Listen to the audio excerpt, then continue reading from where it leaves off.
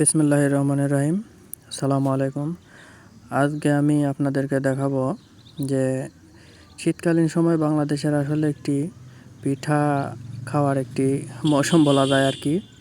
তো এই সময়ে আপনার কুলি পিঠা, যেটা ভাজা কুলি পিঠা বলা হয়, এটা আলু এবং গরুর বট বা ভুঁড়ি ওটা দিয়ে একত্রিত করে ভাজি করে আটাগুলো সুন্দর করে মাখিয়ে রুটির মতো করে বেলে নিয়ে তারপরে এটি সেম একই রকম মাপ দিয়ে কেটে তারপরে ওইগুলোর ভিতরে সুন্দর করে আলু এবং গরুর বটগুলো দিয়ে মুখগুলো সুন্দর করে আটকে নিতে হয় এবং সেগুলো সুন্দরভাবে ছাঁচ করে পিঠার সৌন্দর্য বৃদ্ধিকরণের কারণে এগুলা করতে হয়।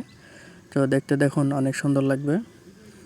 তো এভাবে সুন্দর করে ভাঁজ করার পরে এই পিঠাগুলো একত্রিত যখন অনেকগুলো হয়ে যায় তখন তেল দিয়ে ভাজার পরে দেখুন আসলে কত সুন্দর লাগতেছে দেখতে।